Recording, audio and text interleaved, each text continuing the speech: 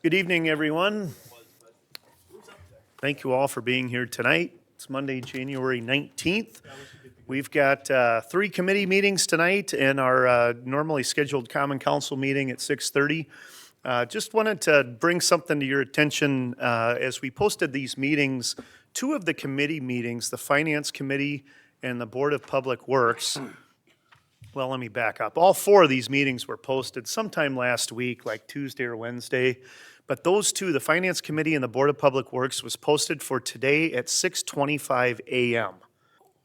An honest mistake, a fair mistake that I've probably made 100 times when I'm scheduling a meeting instead of selecting PM. Those two were posted at AM.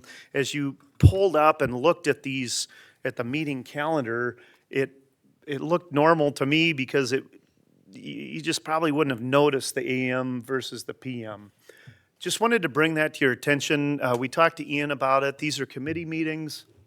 We are able to still have those meetings, but what's pulled out of committee, if there is anything advanced from the committee meetings onto the Common Council tonight, we're not going to do those in consent agenda. We'll make them action items and offer further discussion and things like that. So any questions about that? On those two, it was an honest mistake on posting an AM versus PM. I'm pretty darn confident there was nobody standing out in front of City Hall at 6:25 a.m.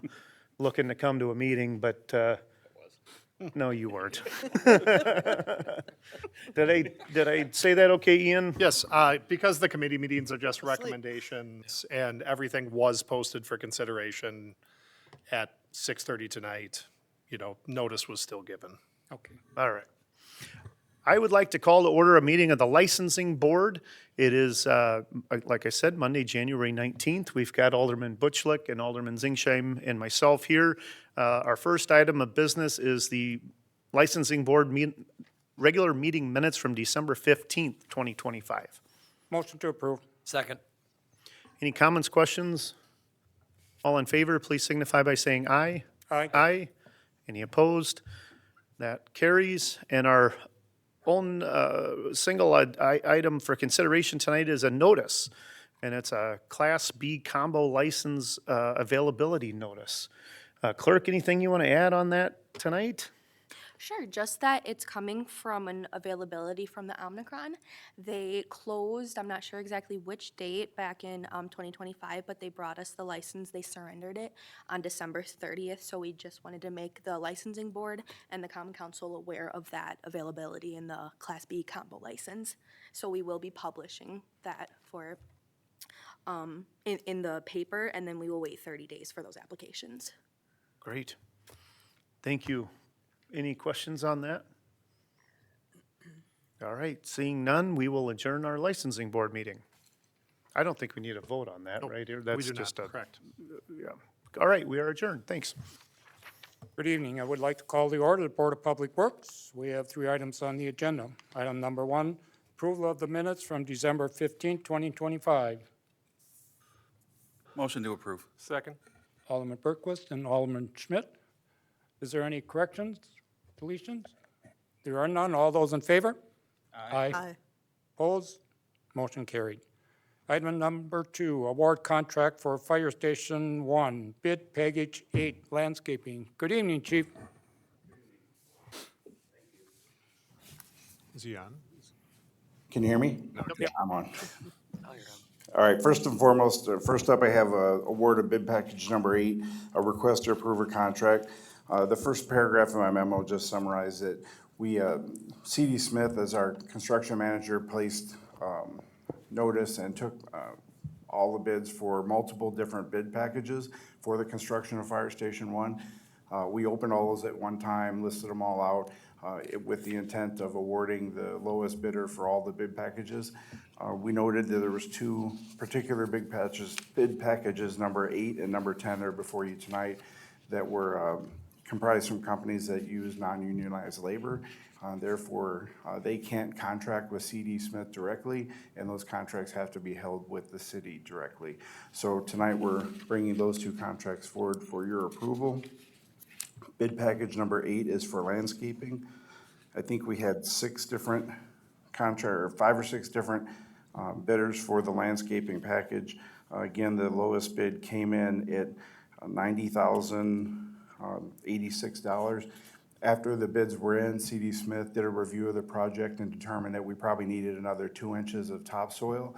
So they asked for them to add that to their bid, which accounts for the additional around $10,000 to make the total of $100,086 to Property Solutions Contracting Corporation for the landscaping. Do we have a motion? Motion to approve. Alderman Stern and Alderman Sparks? Oh, Alderwoman Seitzer. Are there any questions for Chief? There are none? I've just got one. yes, go ahead. Just real quick, this does fall in line with the budget for the project. This is within the scope and scale of everything. Correct. It's actually, it's at least in line with the budget. Some of these things came in under. I didn't have that information with me tonight, which items fell under. I believe the landscaping package may have been one that came in under budget. Okay, great. Thank you. All right, any other questions? There are none. All those in favor? Aye. Opposed? Motion carried. Item number 3, award contract for Fire Station Number 1, bid package 10, site concrete and rigid pavement. Chief? Thanks again. And again, bid package number 10 is for site concrete and rigid pavement. Similar situation with bid package number 8, is they're a non-union company and have to contract with us directly. Again, we opened up all the bids. Looking for the name here. Cardinal Concrete came in with the lowest bid. C.D. Smith feels that they're capable of doing the work, so we would like to award the contract to Cardinal Concrete. There was a discrepancy in this between the bid package and the final scope here, and it had to do with the addition of dollars to add the concrete for the cold storage building that's part of the project. That's originally contained in budget dollars for owner-supplied equipment or owner-supplied materials, and that would have been soft cost. We're just moving that to the construction contract for the site concrete. Okay, do we have a motion? Motion to approve. Alderman Stern? Second. And who was second? I didn't. Alderman Sparks, okay. Are there any questions for Chief on this one? The same question holds true here. Is this at least in line with what we're looking at from an overall budget standpoint as a part of the overall scope of the project? It is. Wonderful. Thank you. Any other questions? There are none. All those in favor? Aye. Opposed? Motion carried. Thank you very, very much, Chief. Thank you. Being no further business before the Board of Public Works, I adjourn as chair. I call to order a meeting of the Finance Committee. We have 3 agenda items this evening. The first is the approval of our minutes from our regular meeting, December 15th, 2025. Motion approved. Thank you, Alderman Schmidt. Second. And Alderwoman Sizer. Any comments, questions, additions, deletions? There being none, all those in favor signal by saying aye. Aye. Any opposed? That motion carries. Our second item is authorizing the acceptance and appropriation of Wisconsin Ground Emergency Medical Transportation, Wisconsin GEMT reimbursement funds for the fiscal year 2024. Welcome, Chief. Thank you again. Before you have a resolution to accept the WIGEMT money for fiscal year 2024 and appropriate into the appropriate funds for the fire department. You might remember a similar motion a couple months ago. This is a new program from Medicaid that helps to backstop some of the gap between what they pay for ambulance transports and what it actually costs services to provide that ambulance transport. This is the second year of funding for the program. So we got money for 23 that we accepted a couple months ago. This is the money for fiscal year 2024. For fiscal year 2025, that's been identified and covered under our line item in our budget, and we don't expect to have a similar motion in the future. This motion today is asking to accept $106,728.92 in Wisconsin ground emergency medical transport revenue, and we would like to appropriate $40,000 of that to the expense account for equipment maintenance, to purchase additional equipment that's needed for our new engine we receive in spring of '26, and the remaining $66,728.92 to the fire department outlay account, which will help us fund the remaining equipment and installation necessary to upgrade Station 2 with the G2 dispatch system for the fire department. I'll entertain a motion. Thank you, Alderman Sparks. Second. And Alderman Zingsheim. Any questions for Chief? There being none, all those in favor signal by saying aye. Aye. Any opposed? That motion carries. Our third item is a Fire Administration EMS Incentive Policy. Chief? Okay, thank you. So this policy we're looking to change in the fire department, and I'm asking to approve this policy change, is to extend a current program we already use for EMS incentives. Currently, we hire firefighters as firefighters in EMT basics, and then we provide them with an incentive to have a higher level of medical certification. It's 2.5% for an advanced EMT and 5% for a paramedic. Now, they receive that incentive until they reach the rank of battalion chief, in which case that 5% is taken away when they step in the battalion chief rank. For operational purposes, we would like to extend that incentive through all ranks of the department.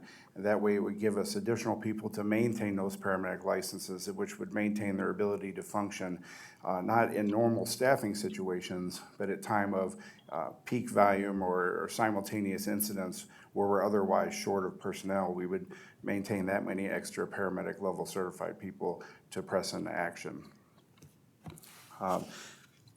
My proposal here is to extend those incentives, but for those in ranks above the rank of battalion chief, we would reduce that incentive basically in half. It would be a 1.25% incentive for an advanced EMT and 2.5% for paramedic licensure. In exchange for that incentive, anyone that volunteers to participate in this program would be required to pass an annual protocol evaluation, biannual skills evaluations, and maintain enough time on an ambulance to maintain competency. Thank you, Chief. I'll entertain a motion. Motion to approve. Second. Thank you, Alderman Sparks and Alderman Butchlick. Any questions for Chief Noren? What do you think the level of participation is going to be in this? How many people take advantage of this? I would expect all of us. Are you encouraging that?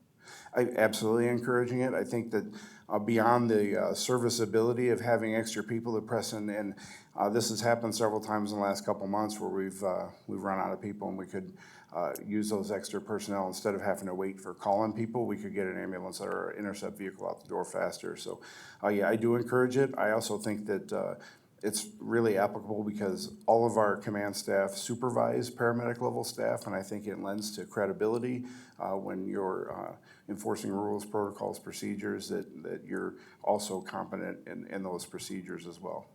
So anybody that's eligible for this, putting it all together, how much more would that be? How much more of a cost?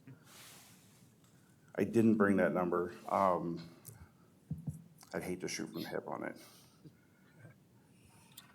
That being said, we do have it built into the 26 budget. This was a discussion. Chief Noren pulled me aside right away when I came on board to really start getting me up to speed on it. And a couple of things came to the forefront during the course of our discussions. Number one, I was actually kind of hard on Chief about, are you just trying to solve a compression issue here between the non-command staff members and your command staff? And that isn't what this is about. What this is about is, as Chief mentioned, incentivizing folks to maintain that paramedic level licensure at the command staff level to serve as extra hands as needed, but also encourage growth of folks into those command staff roles, because there has been some hesitancy in the past regarding applying for promotions because they knew they would lose that incentive, that paramedic incentive, once they became a command staff member. So this actually is serving a couple of different roles. Most importantly, though, it is about having the ability to, when it really becomes dire, when there are a lot of calls at the same time, we have as many hands on deck as possible at the paramedic level. This isn't about backfilling day-to-day operations. We have staff for that for sure. But so that being said, though, I did not bring the hard and fast numbers with me either, but I can say very assuredly to the council, this is included within the 26 budget, and it is very affordable. Alderman Sparts. I've got some experience with this, I think, and we did not get that when I was on. And I'll tell you, it's a pain to maintain your certifications at a command level. And the extra incentive to do it would be nice, would have been nice. It should have been done years ago. That Any is other questions? a good point on the certification levels. It's a timely issue, if you will, as well, because all paramedics in the state of Wisconsin are scheduled to recertify this summer in June. So that's about the time that those folks will be making a decision whether or not to continue down that road or not. Alderman Berquist. Chief, part of the cost of recertifying and training and all that stuff, that's an additional cost that the department picks up, correct? We provide the training in-house, it's just getting the hours you need. There's a small cost for certification fees for the National Registry of the State of Wisconsin, Okay. but we do pick up those. Okay, thank you. So that training is part of the, is part of the budget? Correct, yeah. So it doesn't matter if you got 3 people in there, 5 people in there, you're covering them, right, with our own staff who's certified to train? That's correct. We use a couple different platforms for training. There is some computer-based training that's available that we pay for everybody to have access to those. And then it's also part of our training officers' annual training schedule to make sure that these things are being checked off and we cover them within their certification periods. Alderman Sparts. This is your command staff that's eligible for this, which is 5 guys, 6 guys, It's 7 now. 7 now? Okay. You've changed it a little bit, but I understand. The other thing is, they have this certification anyways, don't they? I mean, they have to have it to be on a department. They have to be at least an EMT. They do EMT. not have to maintain an advanced EMT or paramedic. Oh, it's not, okay, just basic EMT? All right. Correct. Some of that's the issues we run in with recruiting. There was a long time where our past practice was to only recruit paramedics. But like most fire departments in Wisconsin, we found that that was very difficult, that it was hard to get paramedics. So we started hiring those with EMTB, which was what the contract allowed for salary anyway. And with that, we're able to bring some folks on board and then train them after the fact. Which, to be honest with you, is aligned and with a lot of industry thought that focuses on hiring the right people and get the certifications later sometimes. Any additional questions?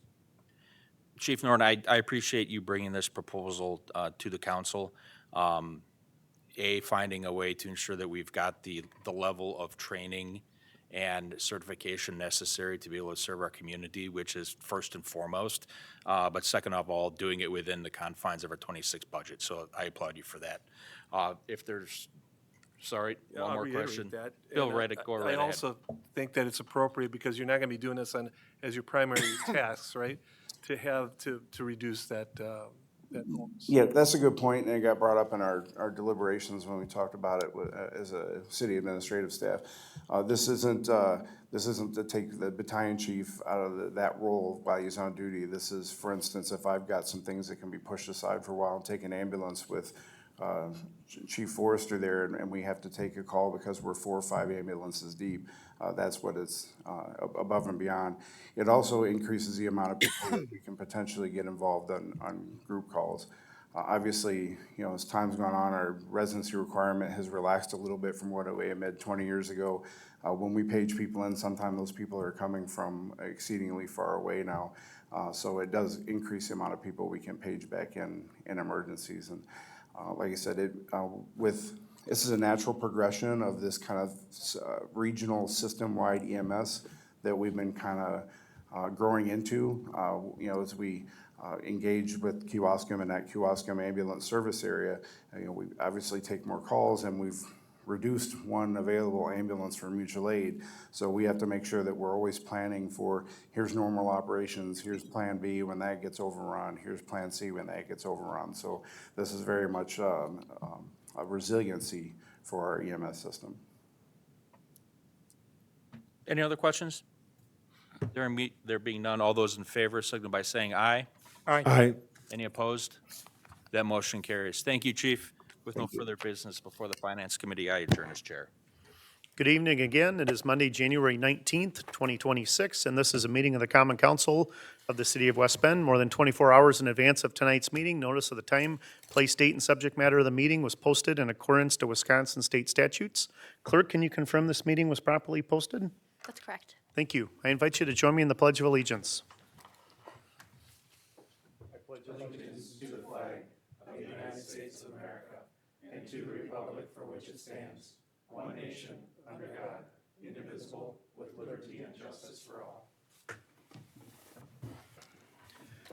Thank you. Our first item of business is our Common Council regular meeting minutes from January 5th, 2026. I'll entertain a motion. Motion to approve. Second. Thank you, Alderman Butchlick and Alderwoman Sizer. Any comments, questions, corrections? All in favor, please signify by saying aye. Aye. Any opposed? Motion carries. Items 2, 3, 4, and 5, we're going to do individually as agenda items for consideration. So in other words, we're going to pull those 5 items from the consent agenda, do them individually. Clerk, are you ready to take down motions and seconds on these? We're going to go through them maybe fairly quickly. We'll see. Our first item is award contract for Fire Station Number 1, Bid Package 8, landscaping. I'll entertain a motion. Second. Thank you, Alderman Sparts and Alderman Sternig. Any comments, questions, discussion? All in favor, please signify by saying aye. Aye. Any opposed? Motion carries. Our next is contract for Fire Station Number 1, Bid Package Number 10, site concrete and rigid pavement. I'll entertain a motion. Motion to approve. Second. Thank you, Alderman Schmidt and Alderman Sternig. Any comments, questions, discussion? All in favor, please signify by saying aye. Aye. Any opposed? Motion carries. Our next is Resolution Number 54, authorizing the acceptance and appropriation of Wisconsin Ground Emergency Medical Transportation Reimbursement Funds for fiscal year 2024. Motion to approve. Second. Thank you, Alderman Zingsheim and Alderman Sparts. Any comments, questions, discussion? Seeing none, all in favor, please signify by saying aye. Aye. Any opposed? Motion carries. Our next one is the Fire Administration EMS Incentive Policy. Motion to approve. Thank you, Alderman Sternig and Alderwoman Sizer. Any comments, questions, discussion on this one? Seeing none, all in favor, please signify by saying aye. Aye. Any opposed? That motion carries. All right, item number 6. This is a new item tonight. Town of Barton Fire Contract. Chief, do you want to give us some comments on that?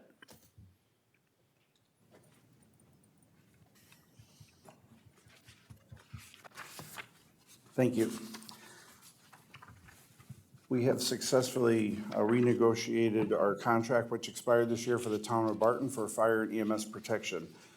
The last contract was a 1-year contract, and it was combined fire and EMS protection contract. This year, we did separate the fire and EMS contracts into 2 separate contracts, and we did that to be in line with the rest of our EMS system, so everybody is under similar terms, exact terms, or under the same contract. With that said, the first thing I'll touch on is the EMS contract. The EMS contract is now a contract that'll run through December of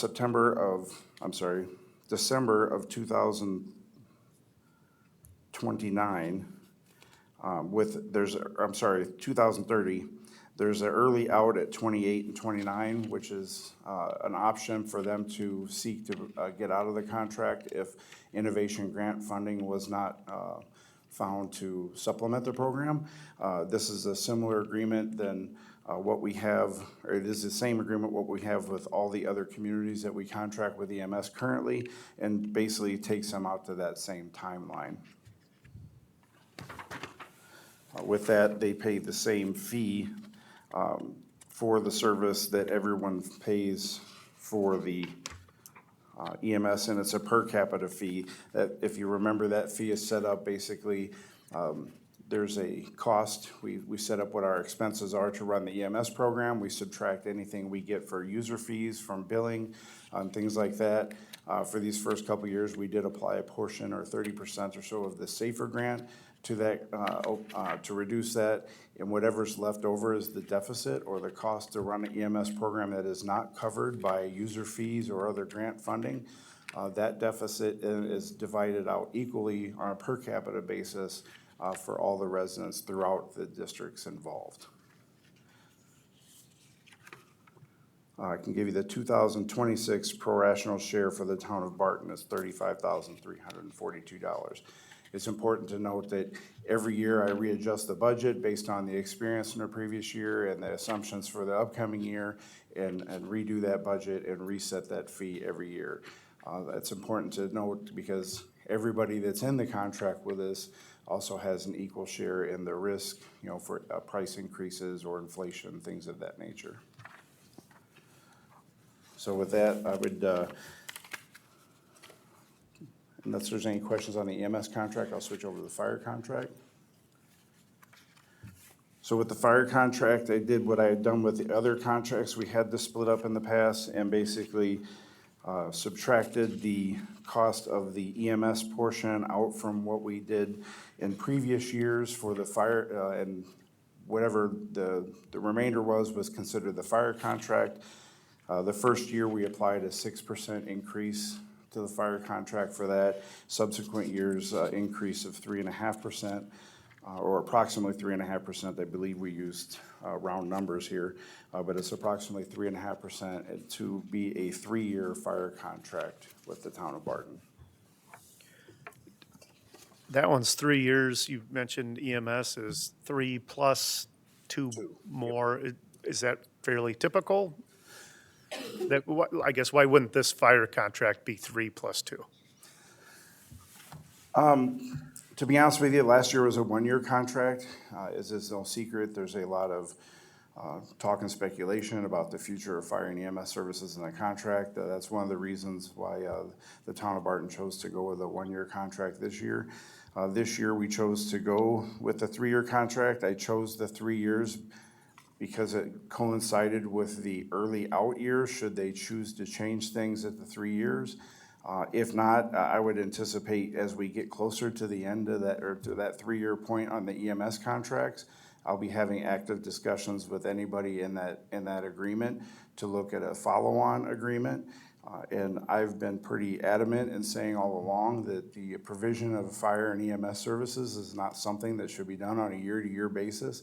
And frankly, I'll be looking for probably a longer term than 5 years for the follow-on agreement if things continue to be as successful as they have been. Great. Alderman Schmidt, go ahead. Yeah. Can you explain for the benefit of everybody, I don't know who has a question on this, but on the EMS agreement, on page 3, it talks about the 3 years and the allotted amount there, and the third year is 67,576. Why the difference there? I'm sorry, which contract? The EMS. EMS contract. And page 3 on the bottom, and number 9. Number 9. Bottom of number 9. So there's 311,000 for 2026, 333,700 for 27, and then it drops down to 67,576. That's the contribution of the SAFER grant towards that. And the SAFER grant changes every year dependent on the inflation of salaries, so the amount changed. I think that's the phase out of the SAFER grant. Well, there was a phase in 25, yeah, I'm sorry, you're right. And then in the 28, that real big drop there is the SAFER grant does not coincide with our fiscal year. So we got 1 quarter of the SAFER grant in 25, we'll get the whole SAFER grant in 26, 27, and we got 3 quarters of the grant in 25. We'll get the whole grant in 26, 27, and we'll only get 1 quarter of the grant in 28. So that's where you see the big drop off in 28. Okay, thank you. That's a good question, thank you. I'll entertain a motion on the town of Barton fire contract. Motion to approve. Thank you, Alderman Sternig and Alderman Sparts. Any more comments, questions, discussion? Seeing none, all in favor, please signify by saying aye. Aye. Any opposed? That motion carries. And I'll entertain a motion on the Town of Barton Emergency Medical Services Agreement. Motion to approve. Thank you, Alderman Sternig and Alderman Sparts. Any comments, questions, discussion? Seeing none, all in favor, please signify by saying aye. Aye. Any opposed? That motion carries. Our next one, I think Jesse's going to take, I got it. I'll give it 10,000 foot. Yeah, you're all right. Wisconsin DOT request for utility release of rights for curb ramp projects. ID number 2707-08-70. All right, before the common council this evening is a belt and suspenders type of recommendation here. So the Wisconsin Department of Transportation is looking to update curb ramps along connecting highways within the city of West Bend, being State Highway 33, State Highway 144, at approximately 52 different locations along each of those stretches. What the project will incur or take place is updated ADA standards as they're applied to the access ramps, and thus the improvements are needed at various intersections here within the city, and the DOT is looking to come through and do these. Ramp improvements. Part of those ramp improvements may include either widening them out and or adjusting the slope of the ramp, and what they need to do at each of the locations is get permission, whether it be making sure the work is done completely within the public right-of-way, or if there any temporary or permanent easement is required, but also to verify with the local municipality that work is being done over the top of underground utilities at certain locations. All of that being said, all of the easements, all of the property owner approvals, as well as our own utility sign-offs have been obtained by the Department of Transportation. However, one last piece of the puzzle is a formal action by the governing body for this utility release of rights, which is before the council this morning or this afternoon for consideration. So long and short of it is all of the lower level approvals are in place. This is that final piece of approvals that are needed for this project to take place this summer for these ramps to be updated throughout the city along those connecting highways. Very good. I have one question. I don't know, Jesse, if you can answer it or not, but one of the highlighted purple areas is 18th and 33, for instance. And another one is 33 and 7th. Like, didn't we just do that? Weren't those ramps updated when we had those intersections under construction, or maybe not? Possibly not. The DOT does take a unique approach to scoping out their various projects, and not every Wisconsin Department of Transportation project takes into account either nearby or overlapping projects. In my travels as an administrator, I've come across this where, yes, there is some overlap where it could have been done as part of one project. However, they were scoped out and engineered and designed as two separate and distinct projects. So long and short of it, I don't have a very good answer other than two silos of projects, and here we are. Sure. Yeah, people ask, you know, like what we did last year, so there was so much disruption in the traffic flow and all that, and I anticipate we're gonna hear some of that this year. And this is, there are a lot of locations here, so what do we anticipate in regards to traffic flow disruptions, and how is that gonna look, and are we gonna have people, you know, ringing us up and complaining all the time? Because I got that last year. In talking to Max, from an engineering standpoint, we understand this is a pull the Band-Aid type of project where they're going to come through and get these all knocked out over the course of one construction season. So it is going to be, cause some heartburn here in the city.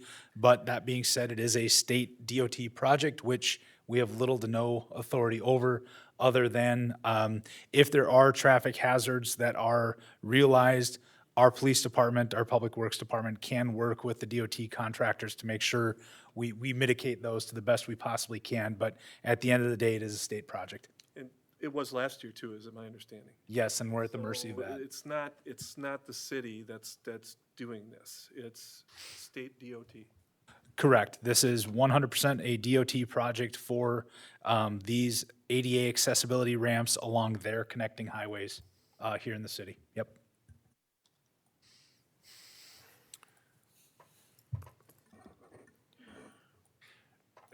This is just a naive question here. Is it conceivable that with some of the improvements we've done on 33, that they would look at the work that was just done last summer and say, oh, this is already in compliance, we don't have to break it down, build it up again? Or are they just going to break it down, build it up because of protocol? If it is compliant with the updated ADA standards, they would not be replacing that. My understanding of the scope is to replace the ramps that need to be brought into compliance with the new ADA standards. I do not have specifics on those new standards, but it would only be those ramps that need those improvements. So I'm skimming through the, like, maps of stuff, and I note that the one at the intersection of Main Street and 33 says it was eliminated, so there may or may not be work there. They may have incorporated into the work there, because there wasn't any easements that were required for that one, so. Okay. Yeah, it seems to me it seems to me up in my area, up in my district along Barton there was some of those done not too long ago, you know, a couple, 3 years ago or something like that. Maybe I'm not picking up on the right time frame here, but it was not too long ago. And I will not throw shade at the Department of Transportation. It is their project. I am assuming that they have reviewed each of these locations and determined their level of compliance or non-compliance with the ADA standards, and that is why they've been identified for updates. That being said, I can't speak to the timing of past projects. And these ramps, we're talking sidewalk, if you will, type ramps. We're not, so hopefully impact will be minimal, I hope. There will be traffic impacts as you're looking at the curbs right at the corner, so some turn lanes may need to be cordoned off for short whiles, for short time frames. But also if there are median ramps where there's a stopping point in the middle of a large street, so there are going to be traffic impacts. I would not say otherwise. You know, that being said, I do appreciate that the Department of Transportation is looking to come through and be efficient as they can be with this number of updates and looking to get it done in one construction season and to minimize the disruption to the extent they can. I just comment, so this is, because this is a state DOT project, I imagine that the disruptions would normally be posted on state sites. Is there a possibility some of these things would be on our own city site as well? Because people wouldn't necessarily know to look, yeah.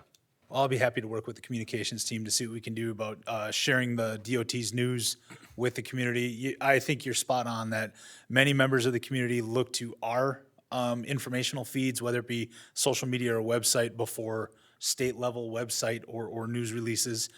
So yeah, we'll look to see what we can do with our communications team to try to bolster the message. Sure. That'd be much appreciated. Yeah. You bet. Just to play devil's advocate, what if we don't approve these changes?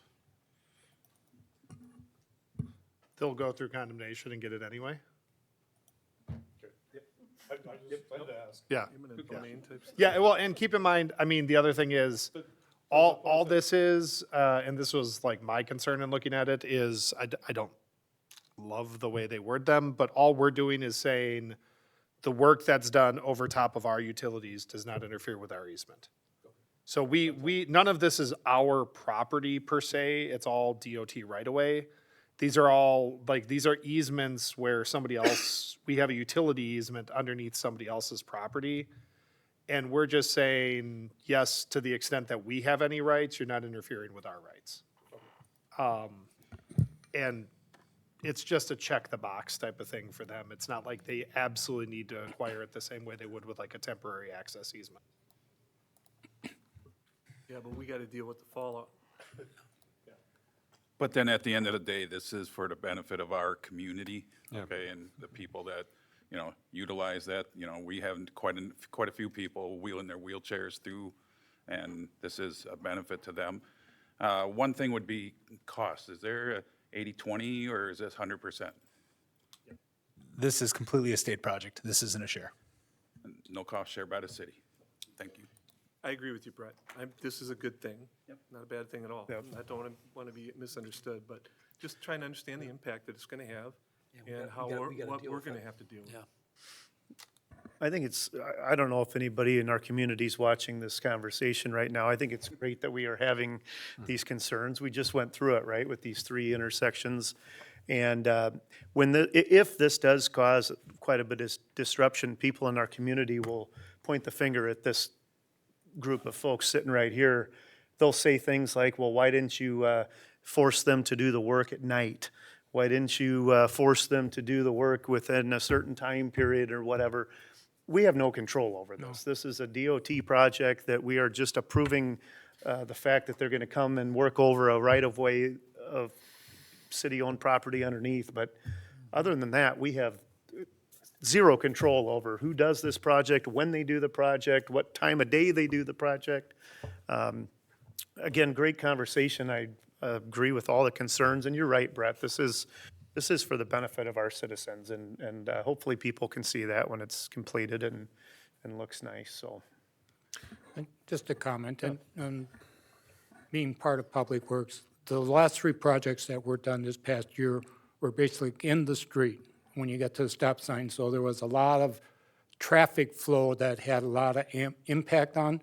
This more or less is going to be probably sidewalk impacts, not as much as traffic at all, because it's just going to be curbside. There may be a couple, as you said, mentioned in the middle of the intersection where you've got a crosswalk, but those 3 intersections that they already done, I think, are already finished. They are already taken care of. They're all handicapped already. So I think it's going to be not as much of a traffic issue as it will be in some areas where it will be sidewalk traveling. I will entertain a motion. Motion to approve. Second. Thank you, Alderman Butchlick and Alderman Schmidt. Any more comments, questions, discussion? Yeah, I just wanted to mention, I mean, I know when I was going to door, attempting to get this position, heard a lot of concern about the safety of some of our intersections, specifically along 33. I know Silverbrook and 33, there was a very tragic accident some while ago. So anything we can do to sort of bring these into the best compliance for disability considerations and safety considerations, I think is usually a good idea, albeit an inconvenience at times, so. Agree. All right, all in favor, please signify by saying aye. Aye. Any opposed? That motion carries. We'll move on to our reports tonight. Plan Commission, January 6th. I'm ready, kind of. All right, January 6th, we had Plan Commission meeting. We approved the site plan for a cold storage building and training tower at 2145 West Washington Street, which is the fire station, the new fire station. We also approved a site plan for 184,000 square foot industrial and office building located a half mile east of South River Road on the north and south sides of Forge Place by P&S Seasonings. We approved a preliminary plat of the Kingfisher Hollow, which is a residential and industrial subdivision, 600 feet east of South Main Street and south of West Progress Drive. This extends Kingfisher Drive, and that was by DAM Properties LLC, and they were approved. Concept plan was brought up and discussed for single-family ranch villas and townships, and this is for 73, just about 72.33 acres, which is the mixed residential, and that is the next-gen housing that is being proposed off of Resco Drive. So they came up with a concept plan, we looked at that and had our input on it, and they will be coming back with that. That was it. Thank you. Tourism Commission, January 13th. I can take it, that's fine. So we met on, what day was it, the 13th? Started out with the approval of the minutes, went over a financial report, which is in really good shape. We continue to see an increase. We're actually going to, in 2025 to 2026, surpass the budget we had set for our room night revenue, which is a good thing. We had a discussion regarding the convention center, just kind of reviewing that proposal, and basically where we netted out on that is, while there is a need for it in our community, it's not an urgent need for our community, and it's something that we've asked community development to incorporate into their master plan, which is a process that will be starting here, I believe, in 2026. So it becomes a longer-term type of a concept, if you will. Then we went over the 2026 spring, summer grant reviews. We had 9 applicants for the $15,000 that we awarded this year, of which 6 organizations received spring, summer promotional grants, which were posted on the website and on our Facebook page. But real quickly, the Art and Chalk Fest received a $5,000 grant, Habitat for Humanity, German Fest $5,000, the West Bend Friends of Sculpture for a new event, Sculpture and Savor, $2,000, $1,000 for the Downtown West Bend Association, and MOA for the Art Walk Premiere and Auction, $1,000 for the Bend Theater for music on Main Block Party on May 28th, and $1,000 for the Friends of Park and Rec for Regner Park Summer Concert Series. Then we had staff reports. There was mention that Winter on Main was happening this weekend, which it did. And Discover Wisconsin is moving forward. We've completed the pledged funds, and they are setting up meetings to kick off that entire process. Our next meeting will be on May 12th. Cool. Good stuff. Administrator Tice. Absolutely. Pretty excited to report that later this week is my first meeting as a member of the Boys and Girls Club of Washington County Board of Directors. I'm pretty excited about that. But then I've also put my name in to serve a 3-year term as the City of West Bend representative on the EDWC Board of Directors. My application is pending executive committee approval, so we'll wait to see what happens with that. The nice part, really working to become more of an active part of the community as my role here as the administrator. Both of these boards serve really important roles here in West Bend, and the nice part is they either minimize or completely avoid conflicts with the working day. So great way to get actively involved within the community, but also to not take away from the day-to-day efforts here at City Hall. So really excited about those 2 upcoming opportunities, and that's my report for this evening. Very good. Alderman reports. Anything on, let's go on this side first. Anybody on this side tonight? Nothing. Oh, Went down to Winterfest, it was wonderful. Yeah. yeah. And the sculptures are gonna probably be there for a while. Sculpture should hopefully, They should be melting. last year they barely made it to Saturday morning. Yeah, it was really neat. Good. Yeah. How about over here? Go ahead. Just note that it was important that they changed the name of the event from the Winter Warm-Up, which caused the issues last year. Yeah. Winterfest, so nothing else from my perspective. I was just going to, even though it was very cold and hard to be outside, just, commemorate that the federal holiday that unfortunately we don't have off as a city, but very important Martin Luther King Jr.'s holiday, and just a reminder just how important some of the work that he did to secure voting rights for people, voting rights that up until recently have been in full effect, but just hoping for ongoing efforts to make sure everybody's voice is heard in public life. Well said. I've got nothing really to report. I know the clerk's office put out a release that said we're not going to have a primary in February. I'm sure that's kind of a sigh of relief in the clerk's office. There was a potential of 4 elections this year, and so it's probably going to be 3, I would imagine, right? it will be 3, but it could have been 4. So anyway, no election in February. Our next election is April 7th? 7th.